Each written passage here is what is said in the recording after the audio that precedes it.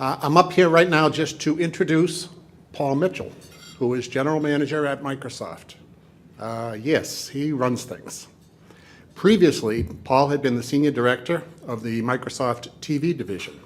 And in his 25 years at Microsoft, he has worked on and led many product and technology initiatives, including Microsoft's C++ development system, the launch of MSN, numerous media standards, digital right management systems for content protection, and wireless technologies. Paul worked with networks and studios to develop enhanced TV-based internet technologies. Paul Mitchell and his team produced more than 2,000 hours of enhanced television and futuristic high def, well, it was futuristic then, now it's today, right? Content prototypes and content for MSNBC. He studied music and business at the University of British Columbia and Washington University with postgrad work at California State, Fullerton, and the University of Washington. I took a peek at Paul's LinkedIn profile and saw something that I have to note and share with all of you. Paul holds 10 US-issued patents related to wireless communication and has 11 pending. That is impressive. As we say in Boston, wicked smart. Paul, please come up and join us. Thank you.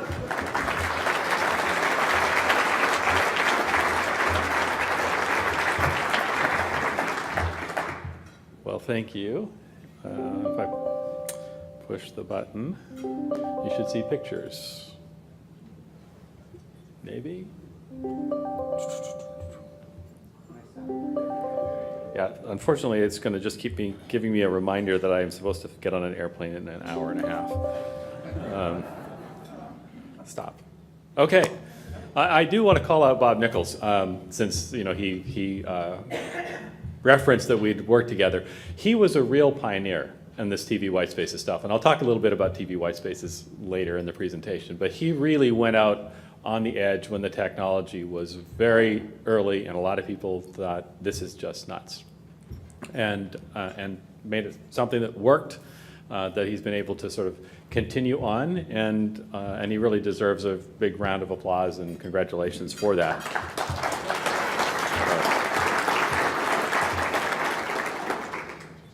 So I want to talk about a few things today just to sort of set some technology thoughts in your head. I'm reminded of a lot of this stuff because 3 weeks ago I had my first grandchild. I didn't have it, my daughter had her. But see, and I didn't have to do anything. But I just realized she is going to grow up in a world where everything's electronic, everything's connected. It's a totally different environment than when I grew up, where the internet didn't exist. Right? And computing was this really wacky thing that it involved big machines in large rooms in some other place, and you had to fill in these cards, and if you didn't get something right, you had to fill in the cards all over again. So it's amazing times in my lifetime. It's hard to imagine what hers will be like 20 years from now. The technology is changing every aspect of our lives. That's really the point. From the way we communicate, to the way we work, to how we learn about things. We've improved our medicine, we've improved education, we've improved communications in lots of ways. We've also screwed things up in myriad ways too. But all of these things are minor miracles. The ability to connect to people and information instantly. Like just to get in the car and just ask your car to tell you how to get to someplace instead of have to find this big piece of paper and unfold it and try to find it and plot your way out. This is, amazing progress. But we're at the beginning of an era of even more profound transformation that sort of follows on 3 previous major steps. The first industrial revolution really set the stage for growth with the invention of the steam engine. And the second industrial revolution with internal combustion engines and the invention of electricity and the distribution of electricity really moved things along to the next level. The third one is the one that, I guess I'm most familiar with, 1969, the invention of the microprocessor and everything that came after that, computing and ICTs. And today we're at what you might call the fourth industrial revolution with big data, artificial intelligence, miniaturization, all of that kind of stuff that's scaring people, and at the same time, it's really, really exciting. And at the heart of this is cloud computing. Cloud computing is moving the center from your pocket or under your desk or in the local data center to this amorphous thing in the cloud, right? But it's making connections between data sets and between applications that you never might have thought possible before. Global traffic for cloud computing is going to more than quadruple in just the next 2 years. 95% of all US enterprises and small and medium-sized businesses are already using cloud computing in some way, shape, or form. And if you think about cloud computing definitionally as Facebook and Google and Amazon, on the consumer side, it's just tremendously exploding. And that's all based on the fact that we have connectivity. We have broadband connectivity, internet connectivity, and that's just in the last 20 or so years. In 1994, there was essentially zero internet use. And between 94 and 2005, we got to 1 billion people, roughly. That was 16% of the population of the planet at that time. And most of that was in the United States, North America, and developed Western Europe and a few other countries. So that was by 2005. Between 2000 and 2005, riding a PC laptop curve, industry began shipping and ultimately shipped 100 million Wi-Fi chipsets annually by 2005. So moving from not connected computing to connected computing to wirelessly mobility connected computing, right? Today, 47% or so of the global population is connected. About 70% of that is in the developed world, as you'd expect. Unfortunately, less than a third of the population in developing countries is connected. Africa, less than a quarter. And that's a real problem.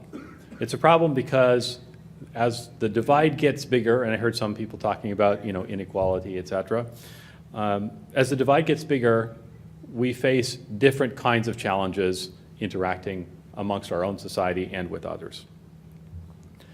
Now, not to set the stage negatively, but just to recognize that we have a gap, and the gap is getting bigger. On the flip side, on the side where we are right now, we look at Wi-Fi as sort of the most ubiquitous wireless technology that's out there today. There's 94 million public Wi-Fi hotspots in the world. What's more exciting is that between now and 2021, that 94 is going to go to 500 million public Wi-Fi hotspots. We've shipped more than 10 billion Wi-Fi enabled devices so far, all connecting to the internet, and sometimes to each other.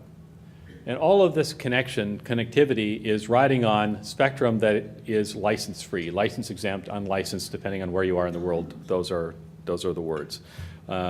The TV white spaces that Bob talked about and that I'll talk about in a little bit, that would be unlicensed spectrum. So it's permissionless. You can just have access to it.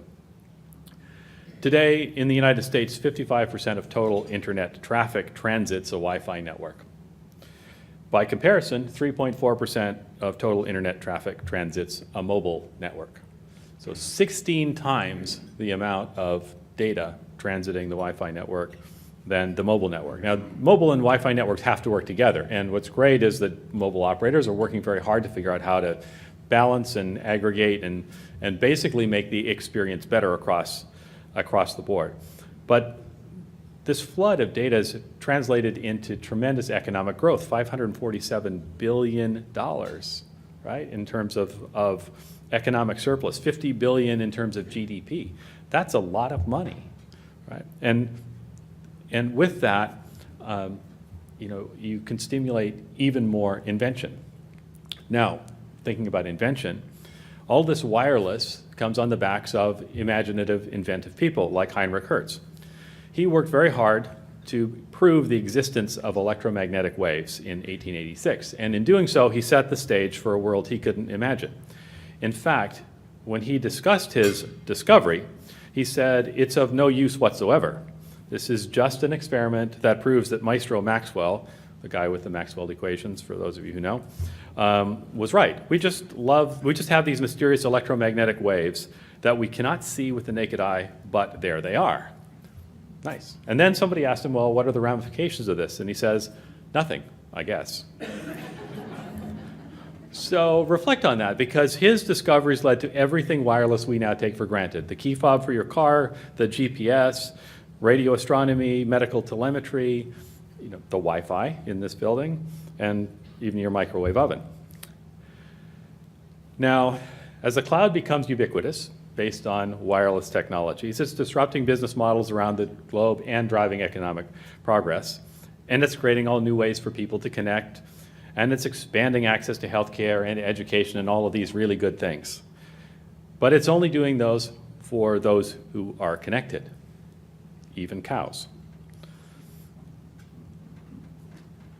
And so these are the cows that are, in fact, connected. And you can see that they're wearing pedometers.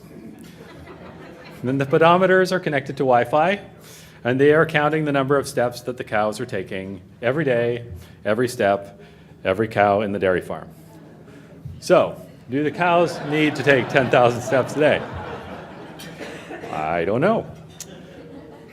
Before I give you the answer, we should take a step back and reflect that these days every company, every government organization as well, is in fact a data company, even the ones that you don't think about. So think about the dairy farm. It's got the same constraints as any other business. It has to maximize output based on the inputs. So the output is milk and beef, and the inputs are, the herd, the pasture, the facilities, and the labor, which turns out to be somewhat expensive. So what are the things that a farmer can do to maximize their productivity and use data? Well, the first thing they can do if they're a farmer is make sure that their herd is really healthy, right? Detect issues early, vaccinate, keep the herd healthy. And the second thing they can do is improve cattle production by accurate detection of estrus, which, if you remember from biology, is the scientific word for being in the mood, ready to mate, all that kind of stuff. When the magic is ready to happen, it's a very important time. With all things on this subject, it is somewhat difficult, more difficult than you might imagine. But accurate estrus detection is very important. So here's some data from a research paper. These days, with artificial insemination, the conception rate is typically at 70% if you detect it accurately. If you multiply the two probabilities in these columns together, the estrus detection rate at 55%, which is a pretty good rate, that's kind of what most farms get these days. With the pregnancy rate, you end up with 39%. So if you could get that detection rate accuracy from 55% to 95%, you could actually bump the production of new baby cows up from 39% to 67%, which is a 70% improvement in yield for not really doing anything. The cows do all the work, right? But what you have to do is you have to figure out, how do you get to this 95% factor? Can you detect it accurately? It's difficult. A couple of complications, just like other mammals, is typically for short periods of time, in this case 12 to 18 hours every 21 days, and very inconveniently, typically between 10 p.m. and 8 a.m. when Farmer Joe likes to be sleeping. So can the technology be used to solve this problem? And the answer, of course, or I wouldn't be doing this presentation, is yes. What we want to do is get a heat map for the cows. So a farmer in Japan actually had this problem and went to Fujitsu and said, how can we solve this problem? And there was a university researcher who had done a bunch of work trying to figure this out and had published a paper on it, and they came up with this clever detection system that was, in fact, 95% accurate for the detection. And it is, as you might say, the hottest system for detecting heat. Boo. So this is the system. It's the Fujitsu Gyuho Cow Step service, and it's running on Microsoft Cloud. And what it does is it counts the steps from pedometers on each cow in the farm. the steps are, that data is sent over Wi-Fi, and it's processed in an Azure instance, and magic happens. So it turns out the secret is how many steps the cow actually takes. When the cow feels hot, she starts pacing furiously, and you can detect this with a day-over-day comparison. So here we have a typical day in the life of a cow. Step, step, step, step, step, step. And here we have the day of a cow that's sort of in the mood.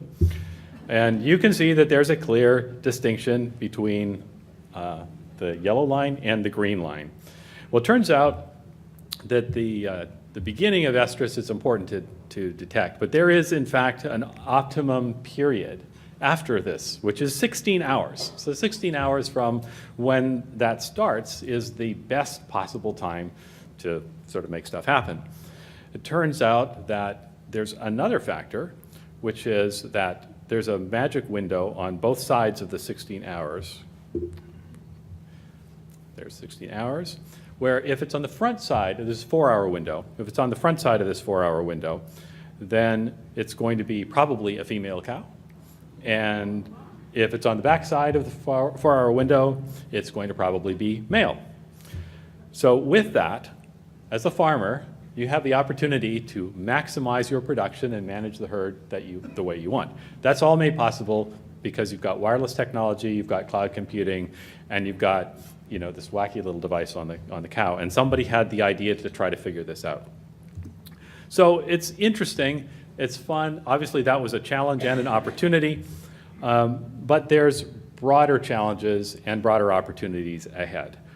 Unfortunately, some of those opportunities and challenges are just connecting a lot of people that aren't connected. Right here in the United States, we have over 10% of the population of the country that is not connected. It was interesting at this table, there was some discussion about some people who don't want to be connected and in a wide variety of traditional sort of lifestyles on the one hand, but there's a lot of people who would like to be connected but aren't because the connectivity doesn't exist, or it's too expensive, or some other combination of things. Well, it turns out that we've got about 23.5 million of those people who are in rural and tribal areas. And so the lighter colors on this map, that's where basically connectivity is not that great.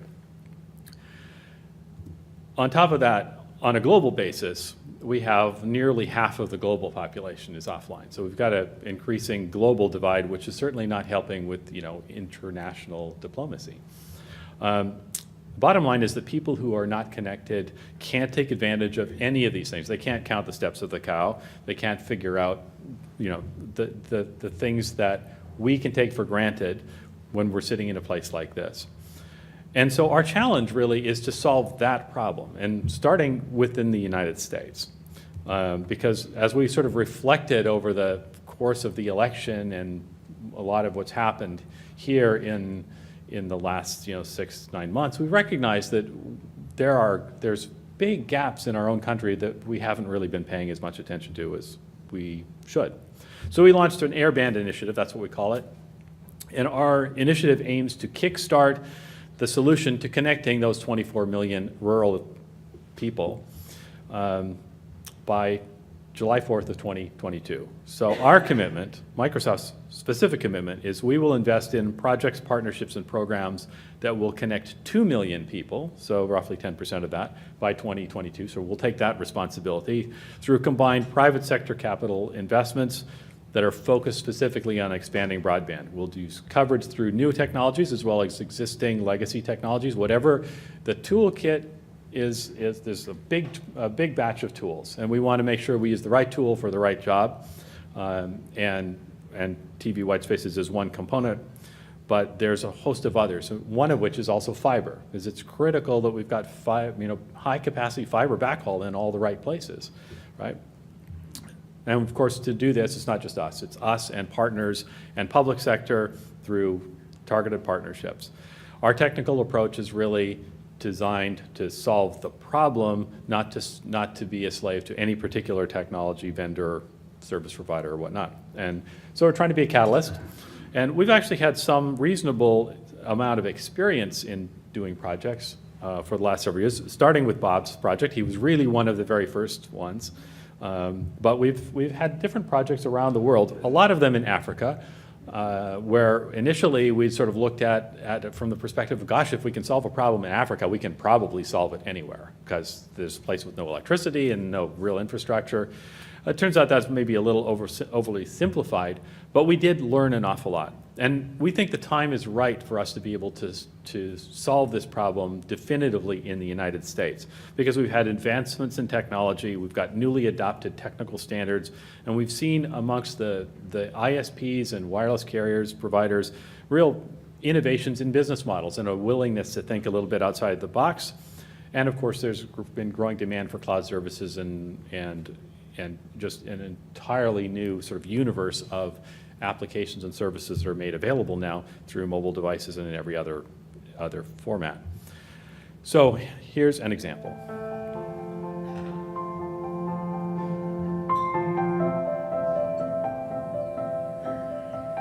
Just because you live in a rural area doesn't mean you shouldn't have the opportunity to be connected. That was about, I'd say, 9th grade year is when I began taking college classes through dual enrollment. And that requires that you upload papers and assignments to the college as well as to the high school. The internet was terrible at home, so I would have to do my assignments really early, like a whole month early. He had to submit a lot of his paperwork. It's just gonna sit there and just spin and spin and spin. You know that the deadline's coming, and you know you need more research, and you know it's not enough. It's a struggle.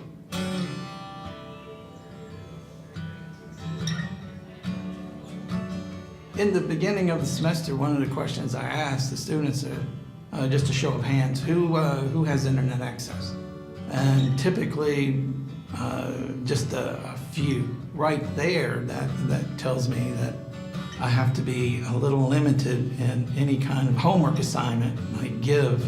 It's a handicap for teachers in the 21st century. I mean, here we are, hands are kind of tied. The homework gap is a major problem for our region. And the exciting part is that Charlotte and Halifax County, our two pilot areas, are no longer going to be left behind in this digital divide.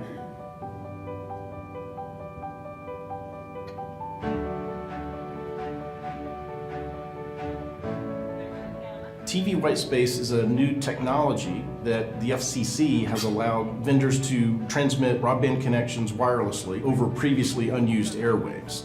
Rural markets specifically, it is critical to have access to that lower band spectrum that allows internet providers to serve that last mile affordably.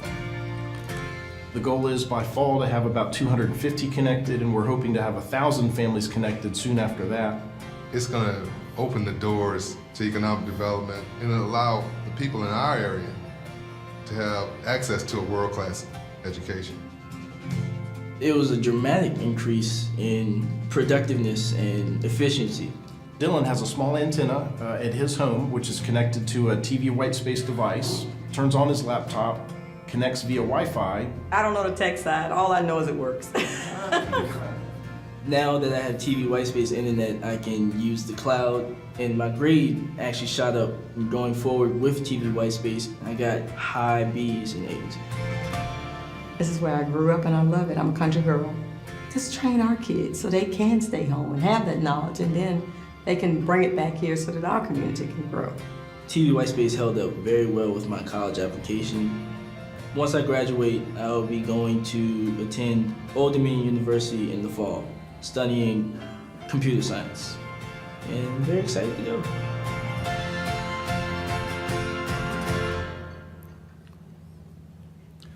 Okay, so a critical ingredient for that project and for every other project, there's a theme here, is wireless spectrum. Ensuring there's enough to meet the growing needs is a top priority because our data needs are expanding exponentially, and you just saw the homework gap example there. The challenge we have is that the system that we use to manage spectrum on a global basis is over a century old. And it worked really well when the state-of-the-art technology was technology that was over 100 years old today. And that was an allocation system designed to avoid interference. And the way you avoided interference is you put a gigantic space between you and the next guy over.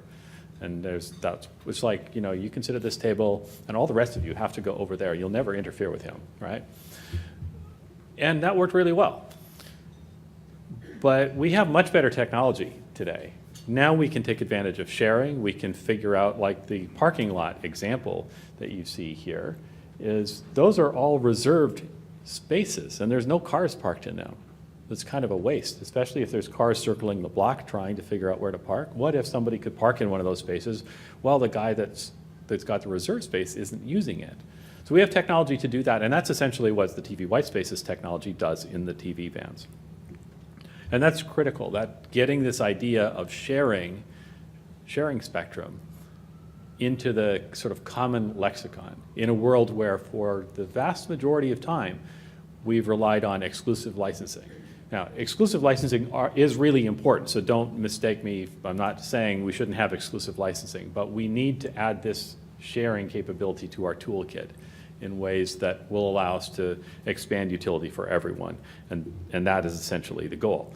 You know, if you think about Wi-Fi, it's a very small sliver of spectrum, but it's getting tremendous amount of utility, and as I mentioned, 16 times the data rate, or the data use versus the licensed mobile stuff at the moment. And sort of easing out these inequities is an important goal. So specifically about TV white spaces, because it's been mentioned, it's just the TV channel that is not used for television. It's in this band, and for the same reason that that band was chosen for television, which is the signals go a long way relative to the power, they kind of deal with foliage and buildings without too much difficulty, that's a benefit.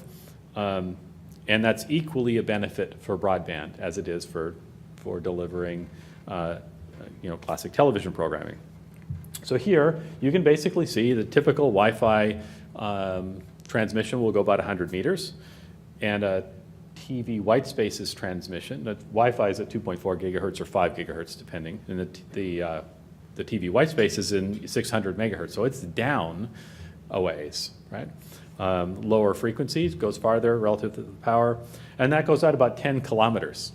And 10 kilometers, especially if you're thinking about rural areas, you can get a lot of coverage for 10 kilometers. And if you're designing wireless networks, you're trying to design both for capacity and coverage. You have different kinds of radios at different points in your network, but you really, especially in these rural areas, you need to find a way to cover the broad territory, and that's what the TV white spaces can really do for you. And that's what it's doing in the homework project that you saw there. But more than that, imagine agriculture, agricultural applications in rural America. There's lots of farms. You know, how can we improve, like we improved the yield of the cattle farm, the dairy farm, by figuring out how to make baby cows at the right time?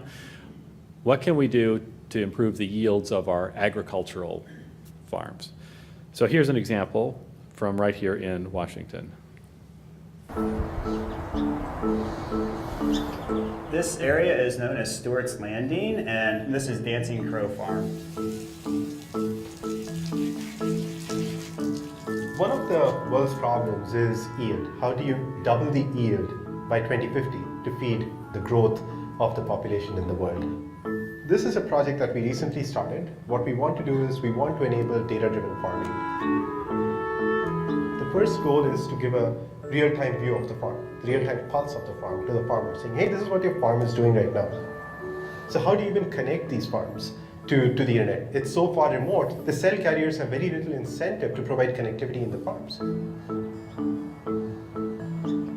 The system that we have deployed here is measuring soil temperature and moisture, and it's coming from this sensor. Here what you see is a white spaces device. The idea that we had was a farmer buys a white space router, plug it in the farm, and your entire farm is connected. Now you can connect multiple devices, and connectivity is cheap. So you can actually deploy many more sensors in the farm. You could have a dense deployment of sensors getting real-time view of all the parts of the farm. Not only your soil and moisture data, but this is a high bandwidth connection. You can connect cameras, get real-time views from the farm. So once you have all this data, you could then analyze the data to predict what the future would look like. I'm actually really looking forward to how the process will change. This last year has been mainly a data gathering, information collecting year for the Microsoft research team. I'm really looking forward to seeing what research they've gathered this year, putting that together with what I think is going to happen next year, and make predictions for what I should plan to when and where.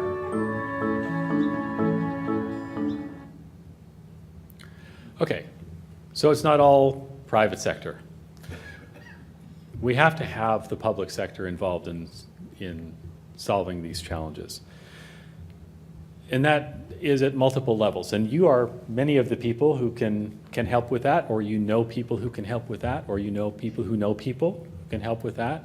We really kind of need this to be a drumbeat, a campaign of we all want to solve this problem of connectivity for everybody.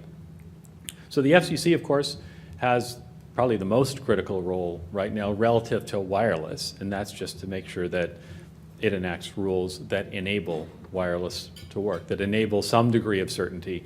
And right now the FCC has a few outstanding decisions to make regarding TV white spaces specifically, and one in particular which is to make sure that there is at least one vacant TV channel in every market. Any of you have been following, there's been a big, complicated incentive auction. Some TV broadcasters are electing to go away and turn back their licenses, new wireless carriers getting some of the spectrum. That's really exciting, and it's going to help the wireless carriers in a big way, and it should help go a long way towards solving this problem. But in one of the last little bits is it's leaving certainty there's at least one white space everywhere. Feel free to contact your favorite FCC person and tell them that that would be a good idea. Your congresspersons, anyone else, you know. But other areas for public sector engagement also include just targeted infrastructure investments, streamlining access to rights of way and things like that, reducing barriers and obstacles to private sector investment to solve this problem. You know, we all share the need to solve the problem, and I think we're all generally incented to do it. We need to be a little more creative sometimes as to how we do it. Last piece, and it's critically important, is to make sure we get good data, that we don't rely on data that's 7 years out of date for making decisions. We have to improve our data gathering, our cadence of how we do that relative to broadband as much as everything else. So for Microsoft, I mentioned our commitment to this problem is 12 projects in 12 states in 12 months. So that's quite a ramp rate. And 2 million specific people connected in rural America by 2022. So there's two goals, two time goals, one in 12 months and one by 2022. We're very excited about this. This has been a lot of work in the making, a lot of trial, a lot of engineering, a lot of blood, sweat, and tears. But we think it really can make a difference. And so we would invite you to get involved and do your part to help solve this problem. On this last slide, there's some links that you can, I don't know if you can read those, I hope you can, where you can find further information about these. One is about airband. If you just search for airband in your favorite search engine, Bing, you will find links to airband. If you search on broadband strategy in Microsoft, you'll get a nice set of white papers and things. We're trying not to make this hard to find. It's pretty easy to find this stuff. So thank you very much. I'm happy to take a few questions if we have time. I'm not the timekeeper here, so. Okay.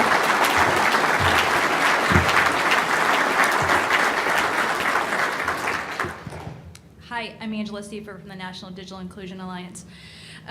With the TV white space, are you looking at doing any kind of workshops or trainings to help people, since you're making so many things publicly available, to help them to do it on their own and figure it out themselves? Yes, kind of.